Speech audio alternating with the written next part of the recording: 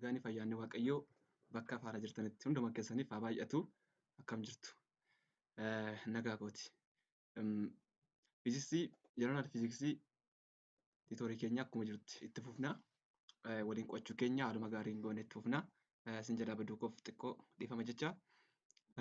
Har'a kan isin qabadhee dhiyaadhe chaapterii kana keessaatii chaapterii 1.1 ilaallee jirra. What's physics and what's measurement kan jedhu. Har'a garuu wanta isin qabadhee dhiyaadhe chaapterii kana keessatti 1.2 uncertainty in measurement and the significant digits. So we have already discussed that physics is the science of measurement. So we have discussed what's measurement and what are the physical quantities, what is the physical basic physical quantities and derived physical quantities. Therefore, now we gonna in detail deal with the uncertainty in measurement and the significant digits. Uncertainty in measurement jechuun shakkii measurement keessa jirudha. Because akkuma beeknu measurement is always uncertain. Measurement qabi accurate jechuu hin dandeenyu. Kanan safaruuf kan namni biraa safaru garaa garaa ta'uu danda'a. Because of some factors. Kanaaf measurement kanaaf immoo uncertain erga ta'eeti sirrii namni kan safaru namni garaa garaa wanta safaruu fi akkanuma meeshaan garaa garaa kan safaru garaa garaa erga ta'eeti. So physics has to deal with this one because physics is the science of measurement and the measurement is the core idea in physics. So wrong measurement can lead to wrong decision. Kanaaf safara sirrii hin ta'in gara murtoo sirrii hin ta'initti geessuu danda'a waan ta'eedhaaf sirriitti fiiziksiin kana faana deal godheetu ilaalaa jechuudha. So let us see what is uncertainty in measurement. So uncertainty means here it gives the range of possible values in the measure. Uncertainty measurement value garaa garaa qabu kenna. Innis kan nam tokko fakkeenyaaf nam tokko kan safare kan namni biraa safare kan namni biroo akkasuma namni garaa garaa safare walitti qabee reenjii isaa kaa'aa jechuudha. Akkanuma kan meeshaan garaa garaa safare reenjii isaa kaa'a. Kanaaf possibly wanta ta'uu danda'a jedhee yaadamu jechuun measurement sirrii dhadhee safarame hunduma isaa list godhee kan nuuf kenna uncertainty jechuudha. Maaliif shakkiidha. Tarii measurement sana keessaatii baay'ee measurement baay'ee ta'an keessaatii value tokkotti sirrii ta'uu danda'a. Therefore it has to consider the values of all possible measurements. Then this may include the true value itself. True value sana keessa tokkodha. Ishees include godhee hunduma isaa qabata. Kanaaf gara wanti tokko keessatti gara dhugaa ta'e gara sirrii ta'e tokkotti geessuutu irra jiraata jechuudha. Kanaaf uncertainty in measurement hin jedhu kun kana faana deal godhaa kana faana wal qabata jechuudha. Maaliif accurate isaa hamma ta'e accurate kan ta'e gara true value tti waan qabuudhaaf. Gama biraatiin asitti wanti inni discuss godhe all measurements are always have some uncertainty. Any measurement you cannot be accurate. This is impossible. Accurate sirrii taatti measure godhee wanti kaa tokkollee hin jiru jechuudha. We refer to uncertainty as error in measurement. So uncertainty means uncertainty provides what? A possible measurement values. Then it also deal with the error in measurement. Kanaaf error kana keessa jira measurement jiran keessa kanatu jira sanatu jira jedhee adda baasa. Therefore these errors which the uncertainty deals with can be categorized into two. The first one is systematic error. Here systematic error jechuun maal jechuudha? Gaafa laallu errors resulting from the measuring devices being out of calibration. Kana jechuun maal jechuudha? Devicein tokko jira. Devicein sun akkaataa safaruu qabuun akka safaruu qabuun safaraan jiru. Fakkeenyaaf madaala hangaa kan sukkaara ittiin bittan madaala hangaa suni wanta kiiloo tokko safaruu inni tariitii kiiloo 0.5 safaruu danda'a yookaan kiiloo 2 ol kaasee safaruu danda'a. Kanaaf totally when the measuring device is out of calibration or when it is totally wrong. Suruma tasuma sirrii miti jechuudha. Meeshaan fudhannee sun sirrii miti. Yeroo kana inni kuni measurementiin suni kan sirreessuuf jalqaba wanti xiyyeeffatamuu qabu meeshaa masarrattidha malee biraa miti. So meeshaan sirrii ta'e jedhamee yaadamu the trust standard kan qabu jechuudha. Pre-calibrate godhanii ilaaluun gaariidha jechuudha. Kanaaf yeroo baay'ee warshaan garaagaraa meeshaa safaraa garaagaraa madaalangaa ta'uu danda'a, ulee meetira ta'uu danda'a. Isaan kana wanti jechuu danda'a, oomishuu danda'a. So just they have to check it. Especially daldala keessatti biizinasii keessatti baay'ee wanta nama nyaatudha kun. Gareen tokko fayyadameen gareen tokko miidhamaa jechuudha. Systematic eeradii yeroo kaan immoo eksperimentii keessatti yookaan riisarchii garaagaraa gaafa gaggeessinu keessatti meeshaan nuti fayyadamu sirrii miti taanaan it may lead our research to failure. Kanaaf research sirriin ta'an nutti kennuu danda'a waan ta'eedhaaf meeshaa itti hojjennu sana sirriitti check ta'uu madaalamuu ilaalamuu tola jiraata. Warshaa keessaa gaafa bahus ilaalamuu nama jiraata. Kanaaf eeradiin sana keessaa bahuu danda'a jechuudha. Then the second error is random errors. So these random errors is resulting from the fluctuation of measurements of the same quantity about the average. Inni kun immoo tarii jechuun measurement isaa haga ta'e jechuun wanta safarame tokko jiraate safarra suni gadi bu'aa ol ka'aa gadi bu'aa ol ka'aa mataa jechuudha. Fakkeenyaaf amma shuur ta'uu hin dandeenye fakkeenyaaf amma al takka yeroo suuqiitti waan tokko binnu accurately sana ta'uu hin danda'u garuu naannuma sana ta'a. Naannuma sana ta'a fluctuate godhaa jechuudha yookaan kiiloo tokko ta'e fakkeenya kiiloo sana gad yookaan isaa ol kiiloo 0.9 yookaan 0.1 ta'uu danda'a. Tokko ta'uu danda'a. So it's about average. Amma ta'e inni kuni badaa masaa dhiibbaa addaan qabu. Inni kun random erroriin it's a fluctuation of measurement. Ol ka'uuf gadi bu'uuf measurement sanaati waan ta'eef dhiibbaa badaan qabu. And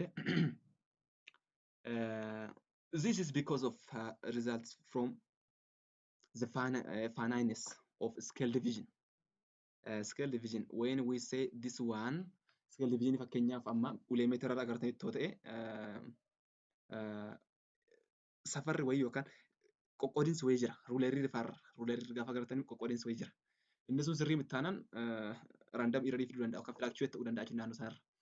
Akkasuma madaala hangafaa irratti yeroo baay'ee warra digital ta'an rafaa irrattis haa ta'u digital osoo hin taane warra niwutoon warra ulee niwutoon yookaan teenshinii fa'aati warra hojjetan jechuudha. Yeroo baay'ee safarri isaanii diviziniin isaanii sirrii ta'uu dhiisuu danda'u.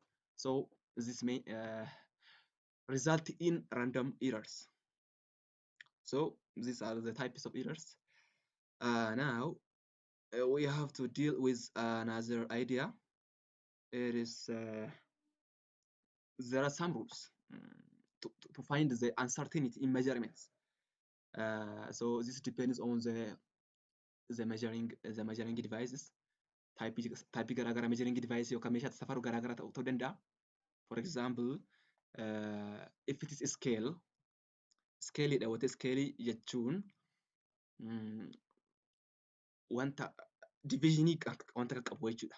Jechuun directly divisionii kan qabu fakkeenyaaf ulee meetira fudhachuu dandeessu kan teenshinii ittiin safaramu jechuudha. Isaan waan maqaa isaa dagadheera. Isaa niwutoon meetiriin itti fakkaata maqaan isaa niwutoon meetiri jedhama itti fakkaata diviizhinii jira. Laabii keessatti arguu dandeessu tarii waan akkasii. Sana ta'uu danda'a.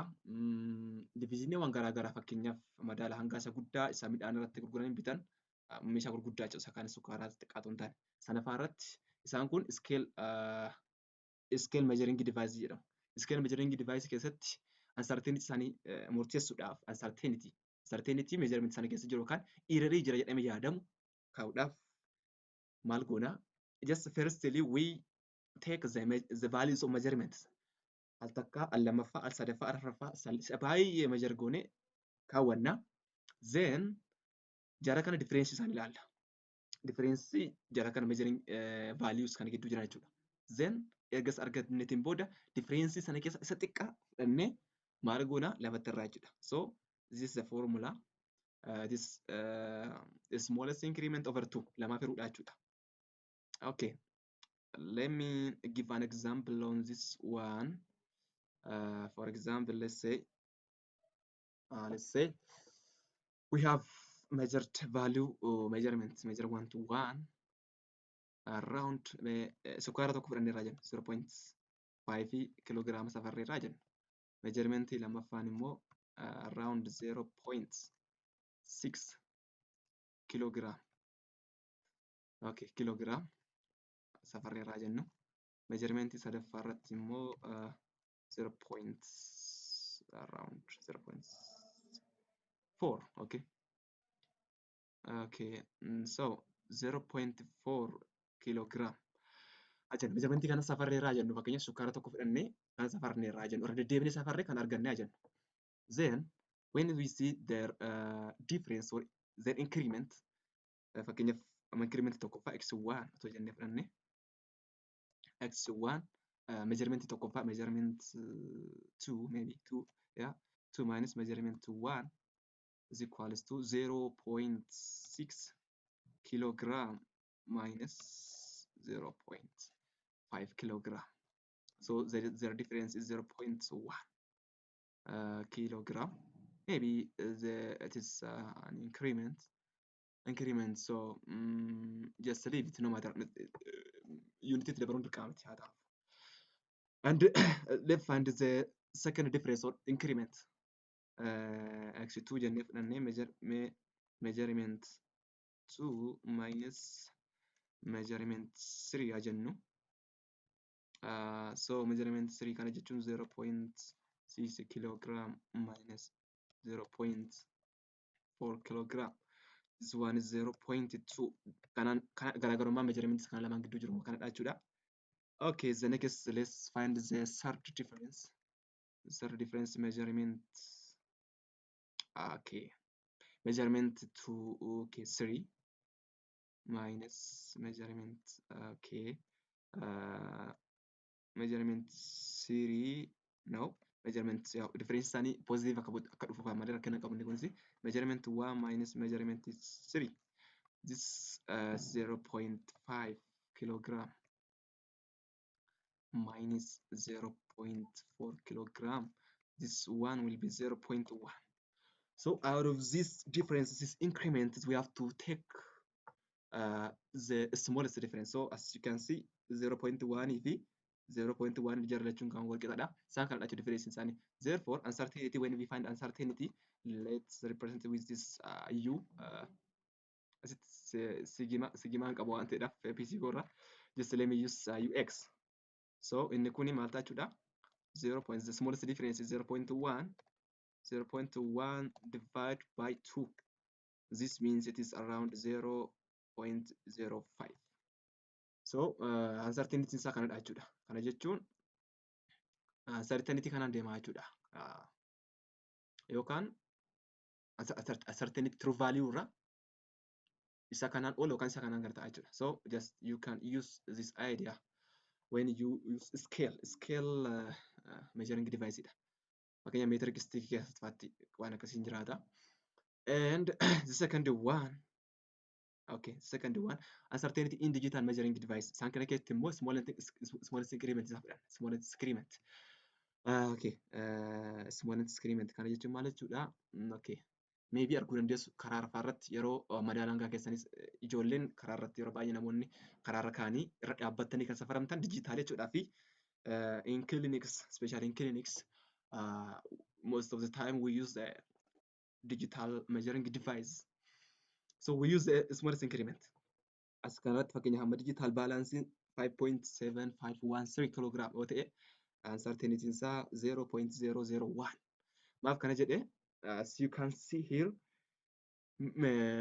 digital device keessatti yeroo baay'ee digiti ishee dhumaatu tokko lama sadii jedha adeema. Fakkeenya sadii irra gaheera taanaan yookaan gara tokkotti gara lamaatti sadii irraa tokko lama jedha. Sadii irraa jechuun kanarraa jechuudha. Isheen kun lama sadii lama tokko jettee gadi buute yookaan immoo sadii afur shan jettee ol baati. Kanaaf tokkoon dabalaa jirti jechuudha isheen kun. So smallest increment isaati. Fakkeenyaaf tarii immoo lama dabaluu danda'a. Lama lamaan hir'isuu danda'a. So yeroo sana immoo digiti ishee dhumaa fudhachuudhaan so 0 as jiran kana ammasiitii hanga sadiitti kan jiran jeegoona. Asii torbi tokko shan lama tokko sadii ishee dhumaarra jirudha.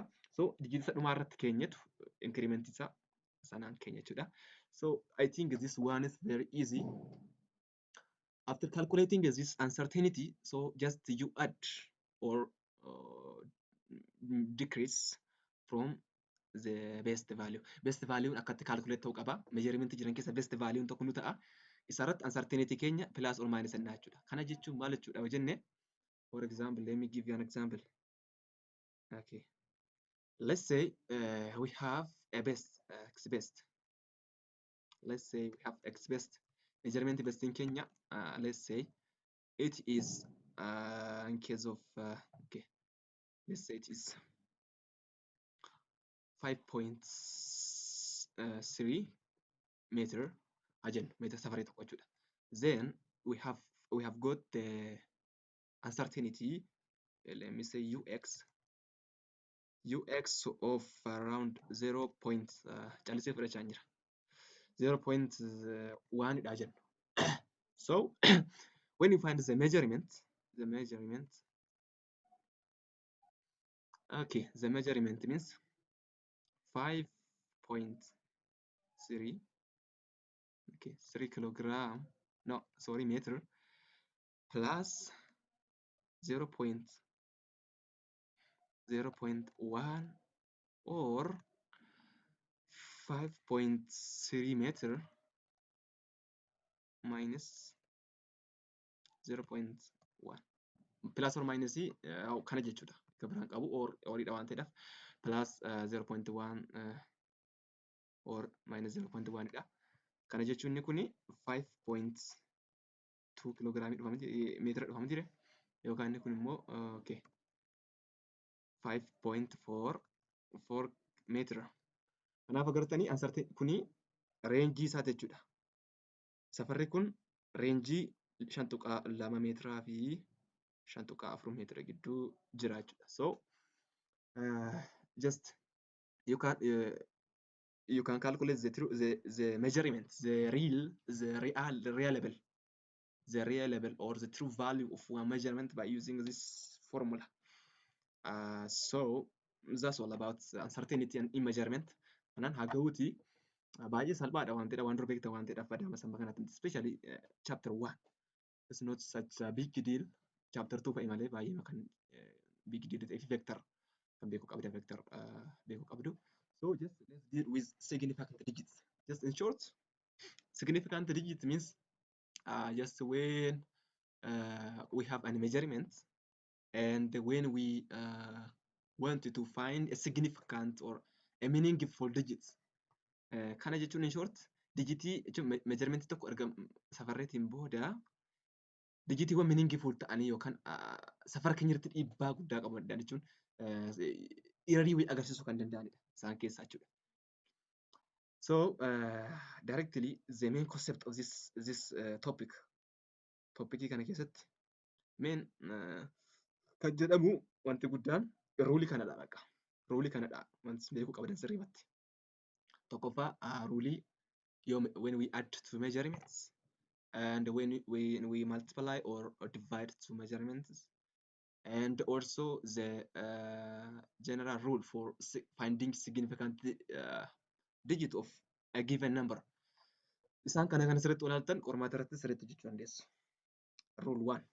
Rule 1 keessatti yeroo measurement nu kenname tokko walitti multiply yookaan divide goonu maal goonu kan jedhudha. Jechuun akkamiin fudhannaa significant akkamiin maal goone fudhanna jechuun measurement isaan haala kamiin fudhachuu qabna kan jedhudha. So as mentioned here, the number of significant digits in final answer is the same as number of significant digits in the least accurate of the factors. Kanaaf least accurate kan ta'e significant digit isaa ilaallaa jechuudha. Jalqaba significant digit measurement tokko tokko isaan keessa jiran sana factors tokko tokko isaanii fudhannee isaan keessa list kan ta'e adda baafannee sana booda answeriin dhuma irratti calculate argannu sun sana wajjin wal fakkaachuu qaba jechuudha. For example kanarratti isin gala deema yaada. Fakkeenyaaf 45 jedheeraa 3.22 meter times 2.005 meter. So here just let's see what are the significant digits of this measurements. 45 kuni these are lakkoofsan akka ta'u ta'an yeroo hundumaa significant digit isaanii lakkoofsa baay'ina lakkoofsa isaanii digit sana achi keessa ta'a, achi keessa jireenya ta'a jechuudha.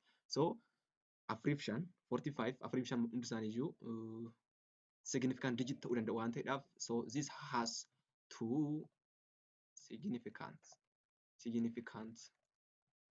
digits. Significant digits, and when we take 3.22, this one has 3. Maaliif lakkoofsa as keessa digit akka jiranatti 0, especially 0 irratti ruuliin jiru malee wanta addaan qabu kun 3 dha. 3 significant digit qaba. Inni kun okay. Inni taane jiru 2.005.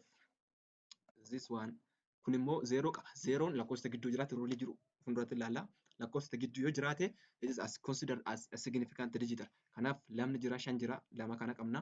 Achi 0 lama jiru, 0 isaan kunis akka significant digit fudhatamu. Totally we have around 4 significant digits. 4 significant digits qabu jechuudha. So walitti baay'ifnee after calculating our result, our answer, final answer is this one. Garuu akkamittiin gara significant digit deebisnaadha. So according to the rule, we have here how many significant digits? 6, 1, 2, 3, 4, 5, 6 significant digits. Garuu final answering keenya maal ta'uu qaba? The least significant digit. Innis 2 dha, 45 2 significant digit qaba. Kanaafuu gara kanatti approximate goonee kaa'uu qabna jechuudha. So when we approximate this one, when we approximate this final answer, just we have to consider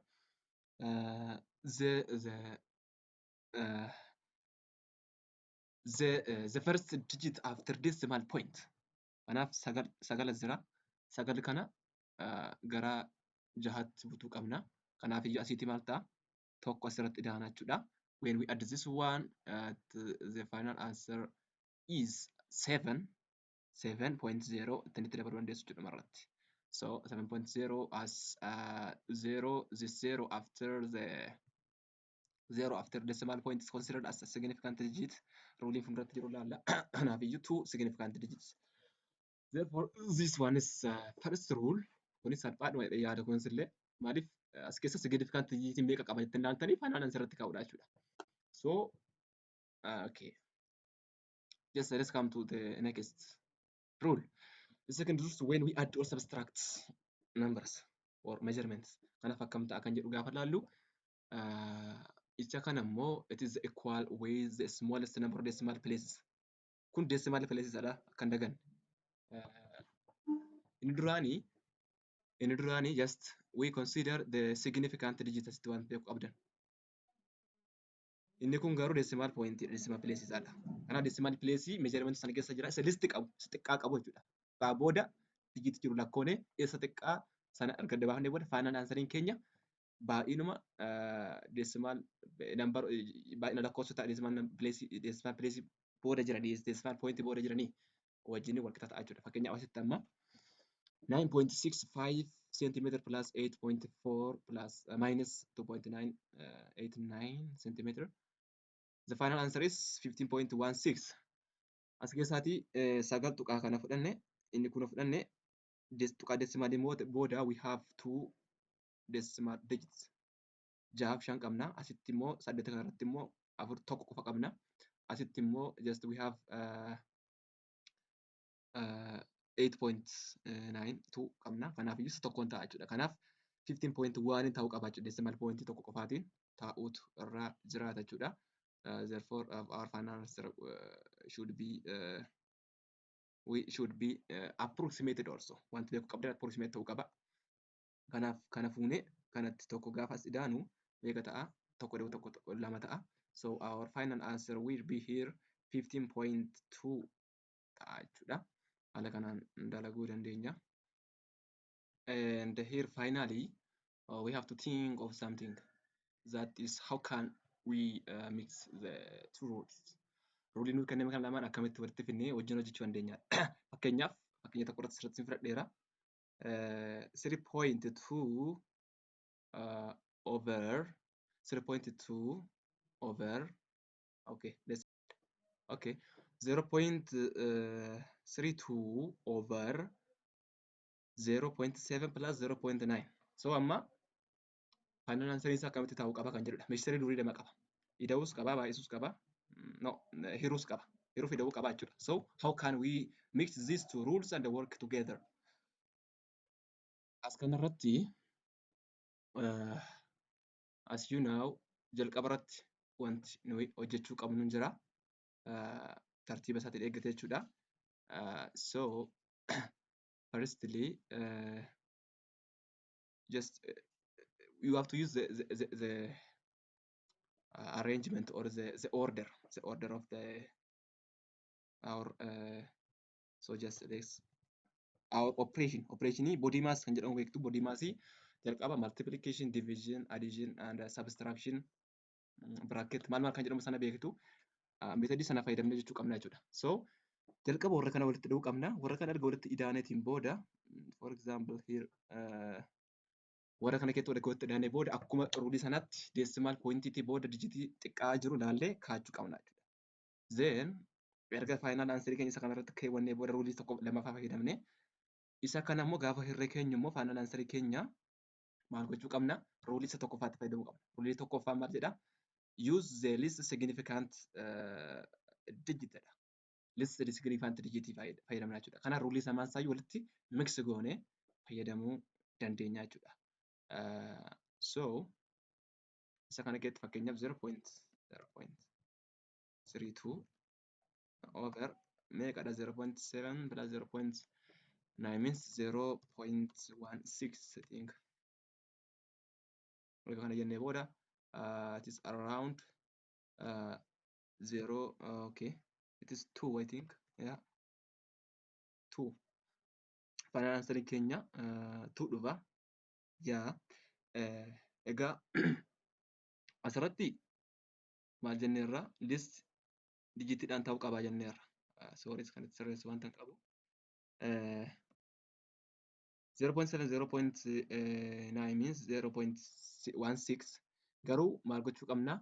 The list decimal point digit decimal point booda jiru qabu ilaaluu qabna. Kun tokko qaba 0.7 tokko qaba 9 tokkuma qabu. Kanaaf iyyuu gaafa keenyu 0.16 isaa dhufuyyuu malee approximate goone gara 0.1 okay first let's take 0.16 this is kana jerneti booda achi booda approximate goone 0.232 over 0.2 gara kanatti ibsuu qabna jechuudha. List digitiidhaan ka'uu qabna.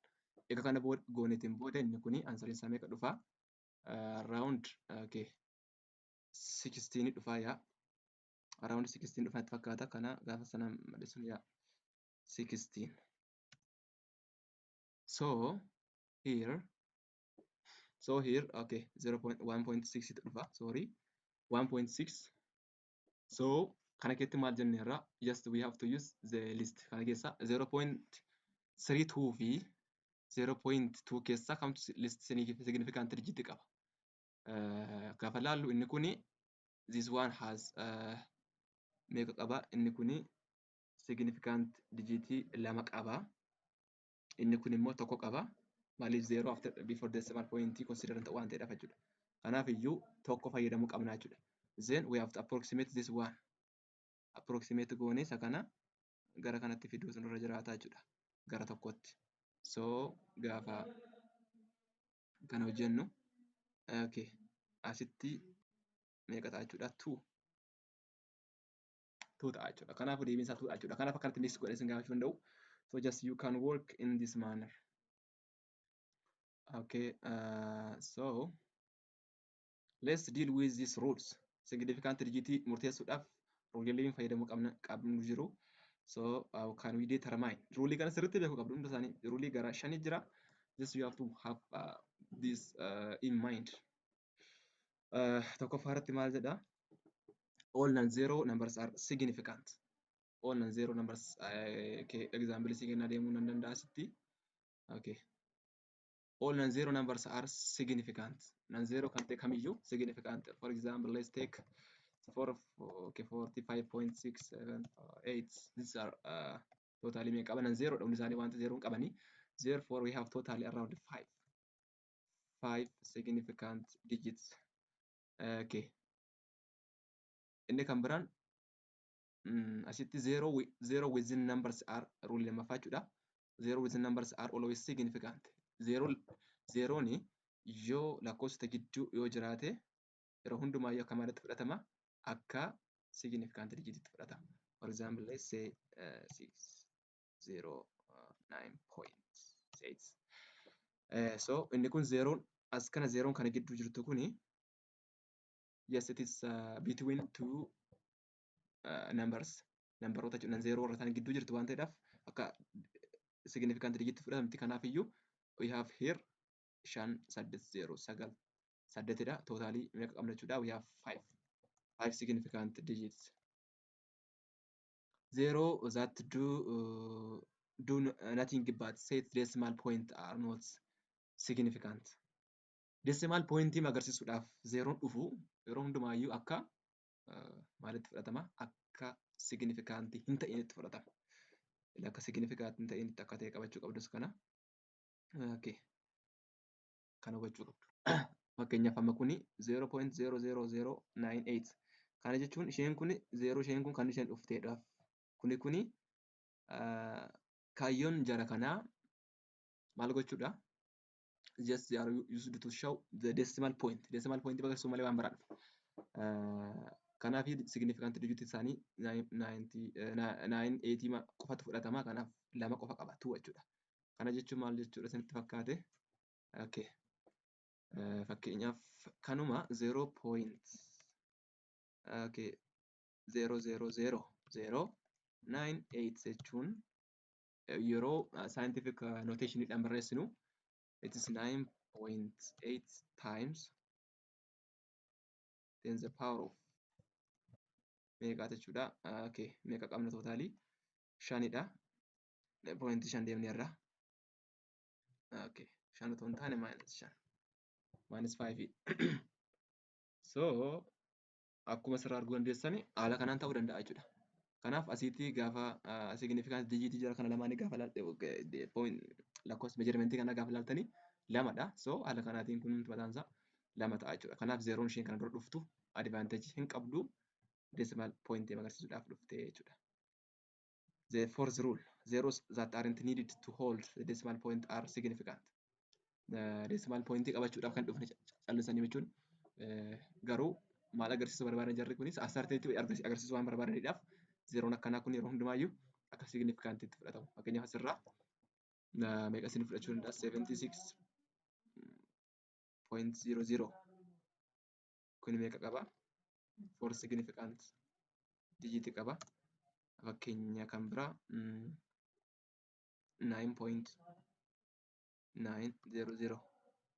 This one has also 4 decimal significant digit qaba jechuudha. Kanaaf 0 tuqaa booda jiran decimal point otoo hin taane isaan uncertainty agarsiisu dhufan waan ta'eedhaaf akka maalitti fudhatamu jechuudha? Akka significant digit itti fudhatamu jechuudha. Okay, then zeros that follow a number may be significant. Kana jechuun zero lakkoofsa dhufan decimal point otoo hin taane lakkoofsa booda dhufanii akka may be as significant. Maybe may not. Kana jechuun 4000 otoo jedhee kun zero warri kuni maybe akka significant number itti fudhatamuu danda'u, maybe immoo ta'uu dhiisuu danda'u.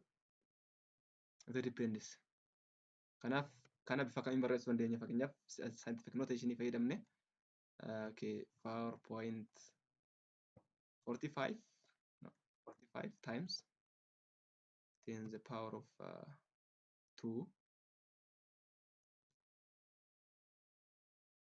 jechuu dandeenya or 4.5 times 10 the power of 10 the power of 3. Kanaaf bifa garaagaraatti barreeffamuu danda'a. Kana keessatti 4.5dha kun lama qaba. As keessatti akkasuma lama qaba. Maybe I can add here 0 itti dhiyeessuu danda'a. Homaa dijii garaagarummaan qabu 3 ta'a jechuudha. Kanaaf inni kun yeroo baay'ee ambiguity guddaa uuma. Garuu akkanatti osoo inni kenneef scientific notationidha. Jechuun bifa kana osoo kenne ambiguity uumuu danda'a. Maybe or may not asuma irratti dubbateera fiisaayyuu. Kanaaf wanti isin gochuu qabdan bifa kanaan yoo isinii kenname 4.5 yoo ta'e 2dha asittis 2dha tarii 0 itti dabale immoo asirratti decimal pointii booda jechuun kun shown uncertainty wayii jira jechuu yookaan agarsiisa waan ta'eedhaaf sirrii ta'a jechuudha. Kanaaf vaarii godha yeroo baay'ee. Garuu baakgiraawundii isaa gaafa ilaalu herrega irratti duratti maasikatti wanti baranne yoo asitti yuunitii fakkeenyaaf yuunitii qabaate yookaan meetira fa'aa kiiloogiraama waan ta'e yoo yuunitoonni jiraatanii zeeroon kun akka signifikantii dijiitiitti lakkaa'amtii jedha. Egaa asirratti wanti diskeessa ta'e hin jiru. So kana fakkaata jechuudha. As a whole, this is all about the significant uncertainty in measurement and significant digits. Kana fakkaata. So next we are going to discuss about the vectors.